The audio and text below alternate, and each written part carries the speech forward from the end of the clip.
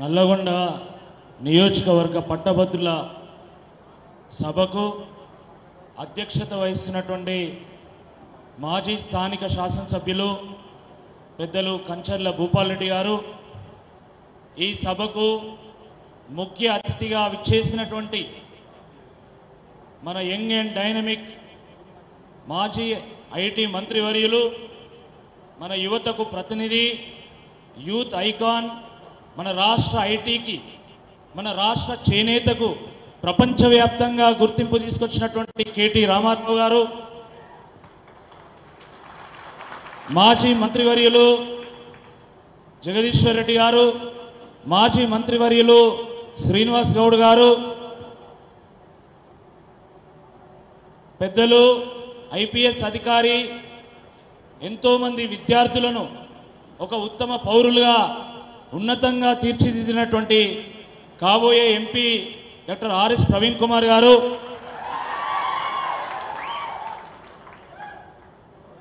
మన మాజీ శాసనసభ్యులు గ్యాదరి కిషోర్ గారు, చెరుకు సుధాకర్ గారు, మాజీ రాజ్యసభ సభ్యులు బీఆర్ఎస్ సూర్యాపేట జిల్లా అధ్యక్షులు బడుగుల లింగయ్య యాదవ్ గారు, భిక్షమయ్య గౌడ్ గారు, కర్ణ ప్రభాకర్ గారు, వెంకటేశ్వర రెడ్డి గారు, వేదిక బండ్ల నరేందర్ రెడ్డి గారు, మిగతా వేదిక మీద ఉన్నటువంటి పెద్దలకు, వివిధ స్థాయిల్లో ఉన్నటువంటి ప్రజాప్రతినిధులకు, వేదిక ముందున్నటువంటి గులాబీ సైనికులకు, మరీ ముఖ్యంగా ఈ సభకు కేంద్ర బిందువులైనటువంటి నల్గొండ పట్టణం నుండి, నల్గొండ చుట్టుపక్కల నుండి విచ్చేసినటువంటి గ్రాడ్యుయేట్ సోదర సోదరి మనందరికీ కూడా పేరు పేరున నమస్కారాలు.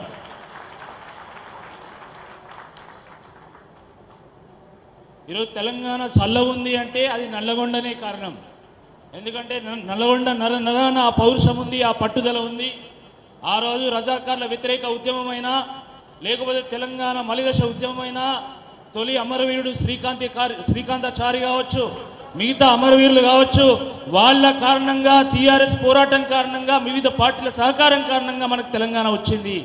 దానికి నల్గొండనే బీజం వేసిందని చెప్పి ఈ సందర్భంగా గుర్తు చేస్తా ఉన్నాం.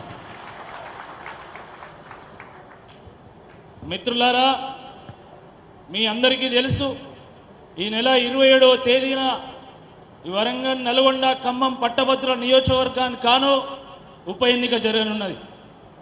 పట్టభద్రుల ఎన్నిక సాధారణ ఎన్నికతో పోలిస్తే చాలా భిన్నమైనటువంటిది, ప్రత్యేకమైనటువంటిది, ఎంతో ప్రాధాన్యం కలిగినటువంటిది.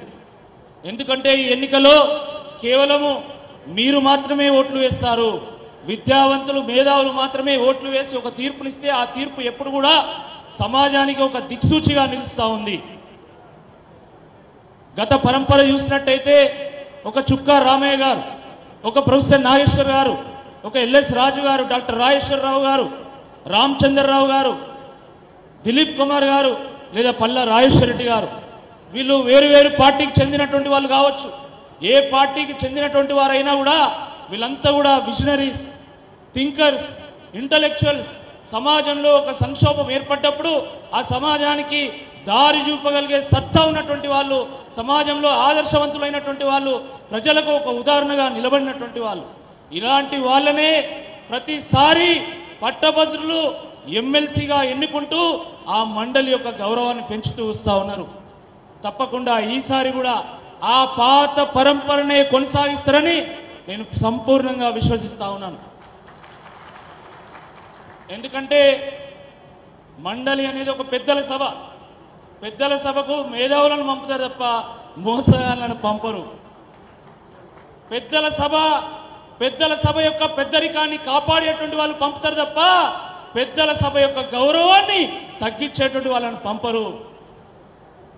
పెద్దల సభలో బూతులు మాట్లాడి పెద్దల సభను కాస్త బూతు సభగా మార్చేటువంటి వాళ్ళను అస్సలు పంపరు అని చెప్పి ఈ సందర్భంగా గుర్తు చేస్తాం. మిత్రులారా, ఈ రాష్ట్రంలో ఏ సందర్భంలో, ఏ పరిస్థితిలో కాంగ్రెస్ పార్టీ ప్రభుత్వం వచ్చిందో మీ అందరికీ తెలుసు. 2 పర్యాయాల పాటు కేసీఆర్ గారి పరిపాలన తర్వాత 6 గ్యారెంటీలు, 420 హామీలు ఇస్తే ప్రజలు ఆశపడి 2 సార్లు బీఆర్ఎస్కి అవకాశం ఇచ్చినాం కదా, ఒక్కసారి కాంగ్రెస్ పార్టీకి అవకాశం ఇద్దామని చెప్పి వారు ఓట్లు వేసి ఏరి కోరి ఎంచుకొని మరి కాంగ్రెస్ పార్టీని ప్రభుత్వంలో తీసుకొచ్చింది. ప్రజాస్వామ్యంలో మార్పు అనేది సహజ ప్రక్రియ, అది నిరంతర ప్రక్రియ, అది కొనసాగుతూనే ఉంటుంది, ఎవరు శాశ్వతం కాదు. దాన్ని మనందరం కూడా స్వాగతించాల్సిందే. గౌరవ తెలంగాణ తొలి ముఖ్యమంత్రి కేసీఆర్ గారు కూడా స్వాగతించు. మేము ప్రతిపక్షంగా ఉంటాం, మేము ప్రజల పక్షంగా ఉంటాం, మేము తెలంగాణ పక్షంగా ఉంటామని చెప్పి వారు ప్రకటించడం జరిగింది. దాంట్లో ఇబ్బంది ఏం లేదు. కానీ కాంగ్రెస్ పార్టీ ఏం చెప్పి అధికారంలోకి వచ్చిందో దాని మీద తప్పకుండా చర్చ జరగాల్సినటువంటి అవసరం ఉంది. ఆ రోజు కాంగ్రెస్ పార్టీ ఏం చెప్పింది? జాబ్ క్యాలెండర్ను రిలీజ్ చేస్తామన్నది. రిలీజ్ చేసిందా? చాలా మంది గ్రాడ్యుయేట్స్ ఉన్నారు. జాబ్ క్యాలెండర్ రిలీజ్ చేసిందా? 2 లక్షల పోస్టులకు నోటిఫికేషన్లు ఇస్తామన్నారు, ఇచ్చారా? 4,000 రూపాయల నిరుద్యోగ వృత్తి ఇస్తామన్నారు, ఇచ్చారా? అదేవిధంగా మెగా జాబ్ డిఎస్సిని వేస్తామన్నారు, ఇచ్చారా? ఉద్యోగస్తులకు డిఏలు అన్నారు, పిఆర్సి అన్నారు. దాని గురించి కనీసం చర్చ లేదు. అదేవిధంగా గ్రూప్ 2లో 1,500 పోస్టులు అన్నారు, కానీ 750 పోస్టులే ఇచ్చిండ్రు. గ్రూప్ 3లో 2,000 పోస్టులు అన్నారు, కానీ 1,300 పోస్టులే ఇచ్చిండ్రు. అసలు ప్రభుత్వ పరీక్షలకు మేము రుసుమే తీసుకోమన్నారు, కానీ ఈరోజు టెట్కు 200 రూపాయల ఫీజు ఆ రోజు ఉన్నటువంటి ప్రభుత్వం తీసుకుంటే ఈరోజు 1000 రూపాయలు తీసుకుంటా ఉన్నారు. ఆ రకంగా వాళ్ళు చెప్పింది ఒకటి, ఈరోజు చేస్తున్నది ఒకటి. మరి ఇటువంటి ఈ నేపథ్యంలో ఈ విద్యావంతుల పక్షాన, ఈ నిరుద్యోగుల పక్షాన, ఈ తెలంగాణ సంపన్న వర్గాల పక్షాన ఎవరు ప్రశ్నించాలి? ఒక్కసారి ఆలోచించండి. ఈ కాంగ్రెస్ పార్టీ ఎమ్మెల్సీ అభ్యర్థి ప్రశ్నించగలుగుతాడా? ప్రభుత్వాన్ని ప్రశ్నించగలుగుతాడా? నిగ్గదీయగలుగుతాడా? మరి అలాంటి వ్యక్తి రేవంత్ రెడ్డి గారిని ప్రశ్నించి కాంగ్రెస్ పార్టీలో ఒక్కరోజైనా ఉండగలుగుతాడా? లేదు. మరి ప్రశ్నిస్తే ఎవరు ప్రశ్నించాలి? ఒకవేళ ప్రశ్నించగలిగితే అది కేవలం బీఆర్ఎస్ పార్టీ ఎమ్మెల్సీ అభ్యర్థిగా ఉన్నటువంటి నేను మాత్రమే ప్రశ్నించగలుగుతా, బీఆర్ఎస్ పార్టీ మాత్రమే ప్రశ్నించగలుగుతా తప్ప వేరే వాళ్ళు ప్రశ్నించలేరు. మిత్రులారా, ప్రజలు కోరుకొని మరి కాంగ్రెస్ పార్టీని ప్రభుత్వంలో తీసుకొచ్చింది కాబట్టి ఒకవేళ కాంగ్రెస్ పార్టీ ఎమ్మెల్సీ అభ్యర్థి ఓడిపోయినా ఈ ప్రభుత్వానికి వచ్చేటువంటి ముప్పేం లేదు. ఈ ప్రభుత్వం 5 ఏళ్ళు కొనసాగుతుంది. సరే, మధ్యలో వాళ్ళు ప్రభుత్వం కూల్చుకుంటే అది వాళ్ళ కర్మ. కానీ ఈ ఎన్నికల్లో ఓడిపోవడం వల్ల కాంగ్రెస్ పార్టీ ప్రభుత్వానికి వచ్చేటువంటి ముప్పు ఏమీ లేదు. ఒకవేళ బీఆర్ఎస్ పార్టీ ఎమ్మెల్సీగా నేను గెలిస్తే తప్పకుండా ఈ విద్యావంతుల పక్షాన, నిరుద్యోగుల పక్షాన, తెలంగాణ సంపన్న వర్గాల పక్షాన, బీఆర్ఎస్ పక్షాన, తెలంగాణ పక్షాన గొంతెత్తి గలమెత్తి పోరాడి తప్పకుండా ప్రజలకు న్యాయం చేసేటువంటి బాధ్యత మేము తీసుకుంటాం. మిత్రులారా,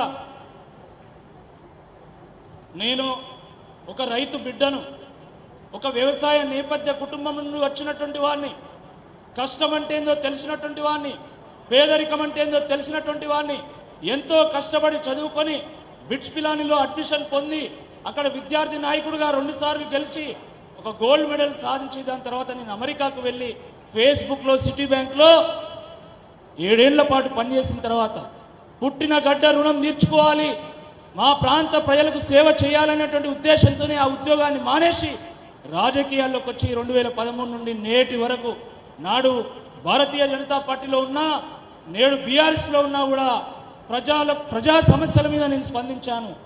ప్రజా సమస్యల మీద పోరాటం చేసిన, అది ఉద్యోగస్తుల సమస్య కావచ్చు, విద్యావంతుల సమస్య కావచ్చు, నిరుద్యోగుల సమస్య కావచ్చు, ఆశా వర్కర్లు, అంగన్వాడీ వర్కర్లు, ఈ సమస్యల మీద పోరాటం చేశాను.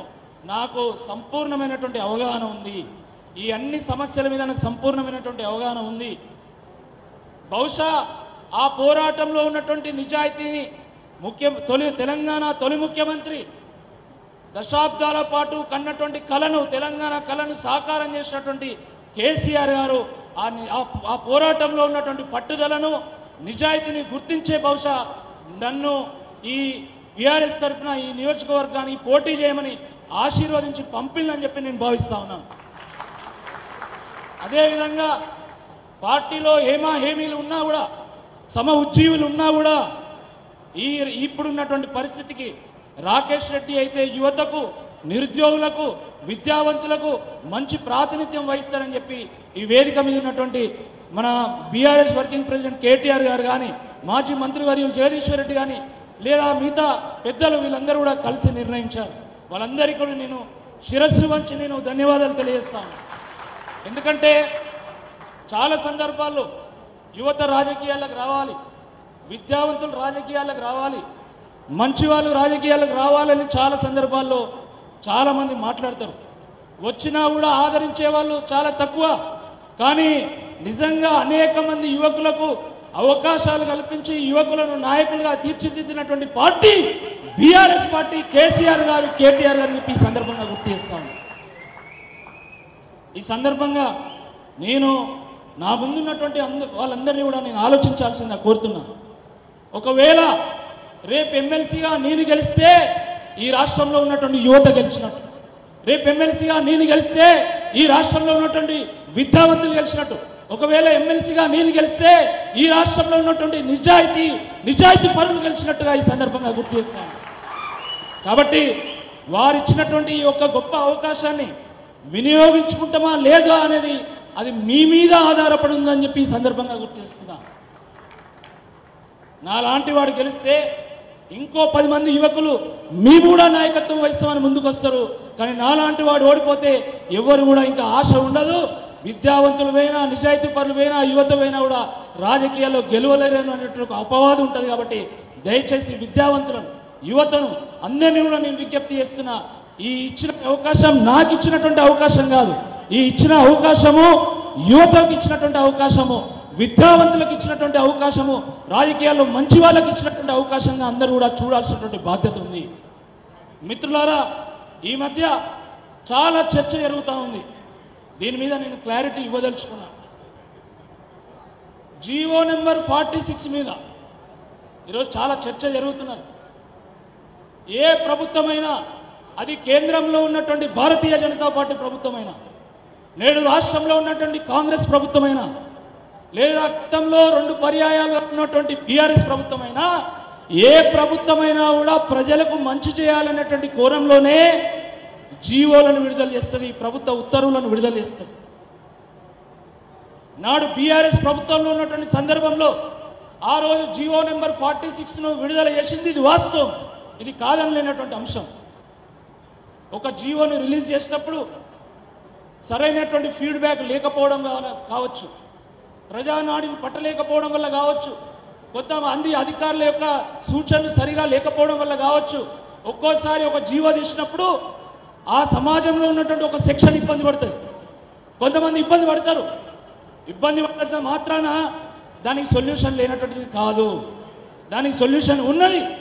ఆ రోజు జీవో నెంబర్ 46 బాధితులు కేటీఆర్ గారిని హైదరాబాద్లో కలిసి ఈ జీవో వల్ల మాకు ఇబ్బంది కలుగుతున్నది, ఈ జీవోని సవరించండి అని చెప్పి వారు అక్టోబర్ 30వ తేదీన కలిసిందో. దాని తర్వాత వారు సవరిద్దామని చెప్పారు. కానీ ఆ సందర్భంలోనే ఎన్నికల కోడ్ వచ్చింది కాబట్టి దాన్ని సవరించలేకపోయారు. కానీ ఆ ఎన్నికల సందర్భంగా కాంగ్రెస్ పార్టీ ఏం చెప్పింది? కాంగ్రెస్ పార్టీ ఏం చెప్పిందంటే, జీవో నెంబర్ 46 బాధిత ద్వారా రండి, మీరు కాంగ్రెస్ పార్టీ కోసం పనిచేయండి, కాంగ్రెస్ ప్రభుత్వాన్ని తీసుకురండి, జీవో నెంబర్ 46ని మేము రద్దు చేస్తామని చెప్పి ఆ రోజు రేవంత్ రెడ్డి గారు చెప్పారు. ఇదే కాంగ్రెస్ పార్టీ ఎమ్మెల్సీ అభ్యర్థిగా ఉన్నటువంటి వ్యక్తి కూడా చెప్పారు. మరి ఈరోజు కాంగ్రెస్ పార్టీ ప్రభుత్వాన్ని మేము సూటిగా ప్రశ్నిస్తున్నాం. జీవో నెంబర్ 46 మీద మీ హామీ ఏమైంది? మీరు ఎందుకు రద్దు చేస్తలేరు? మీరు ఎందుకు స్పందిస్తలేరని చెప్పి సందర్భంగా సూటిగా ప్రశ్నిస్తున్నాం.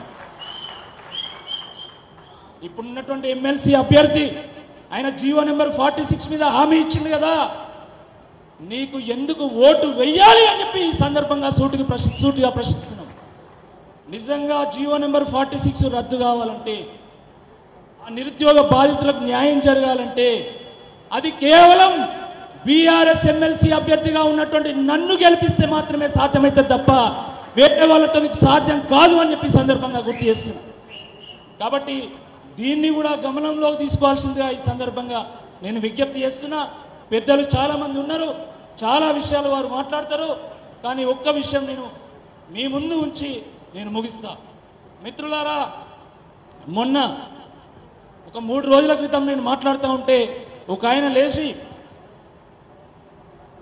ఒక ఆయన మొత్తం రాసిస్తా అంటున్నాడు ఆస్తులు, మరి నువ్వేమిస్తావని అడిగాడు. నేను అక్రమంగా ₹1 కూడా సంపాదించలే, నేను ఎవరిని బెదిరించలే, నేను ఎవరిని బ్లాక్మెయిల్ చేయలే, నా దగ్గర ₹1 కూడా లేదు. ఉన్న డబ్బంతా కూడా పేద ప్రజల కోసం, వరంగల్లో ఉన్నటువంటి స్లమ్ సిటీ కోసము, నిరుద్యోగుల కోసం నేను ఖర్చు పెట్టిన. నా దగ్గర ఏమీ లేదు ఇవ్వడానికి. నేను చేయగలిగింది కేవలం నిజాయితీగా పోరాడడం, కేవలం పట్టుదలతో పోరాడడం తప్ప నేను చేయగలిగింది ఏమీ లేదు. కానీ ఒక్కటి మాత్రం నేను తప్పకుండా చేస్తా, నన్ను ఎమ్మెల్సీగా గెలిపించండి. గెలిపిస్తే ₹1 కూడా జీతం తీసుకోకుండా, నాకు వచ్చేటువంటి గౌరవ వేతనాన్ని మొత్తాన్ని కూడా ₹1 కూడా తీసుకోకుండా, ఏ అలవెన్స్ కూడా తీసుకోకుండా, ఆ మొత్తాన్ని కూడా నిరుద్యోగ యువత కోసం, విద్యార్థుల కోసం, పేద వర్గాల కోసము విద్యార్థి నిరుద్యోగ సంక్షేమ నిధిని ఏర్పాటు చేసి దానికి అందిస్తాను. ఈరోజు పేద కుటుంబాల నుండి వచ్చి గ్రంథాలయాల్లో ఉంటూ, చిన్న చిన్న హాస్టల్ రూమ్లో ఉంటూ, కోచింగ్ సెంటర్లో ఫీజులు కట్టలేక ఇబ్బంది పడుతున్నటువంటి వాళ్ళు గైడ్లు కొనుక్కోవడానికి, వాళ్ళు పుస్తకాలు కొనుక్కోవడానికి, వాళ్ళు ఫీజులు కట్టుకోవడానికి ఆ నిధిని వినియోగిస్తా అని చెప్పి ఈ సందర్భంగా నేను గుర్తు చేస్తా ఉన్నా. కాబట్టి మిత్రులారా, ప్రభుత్వాన్ని ప్రశ్నించటాన్ని కోరుకుంటారా, లేదా ప్రభుత్వాన్ని ప్రశంసించటాన్ని కోరుకుంటారా? ప్రభుత్వాన్ని ప్రశ్నించటాన్ని కోరుకుంటారా, లేదా ప్రభుత్వంలో ఉన్నటువంటి కొంతమంది పెద్దలకు తొత్తుగా మారినటువంటి ఒక వ్యక్తిని కోరుకుంటారా? ఒక్కసారి మీరు దయచేసి ఆలోచించాల్సిందిగా, ఎంతో విజ్ఞత కలిగినటువంటి వాళ్ళు. కాబట్టి 27వ తేదీ జరిగేటువంటి ఈ ఎన్నికలో బ్యాలెట్ పేపర్ మీద 3వ నెంబర్లో నా పేరు ఏనుగుల రాకేష్ రెడ్డి అని రాసి ఉంటుంది. దాని పక్కన 1 అనే సంఖ్య వేసి నాకు మద్దతు తెలిపి నన్ను గెలిపించాల్సిందిగా ఈ సందర్భంగా కోరుతూ, జై తెలంగాణ, జై తెలంగాణ, జై కేసీఆర్, జై కేటీఆర్.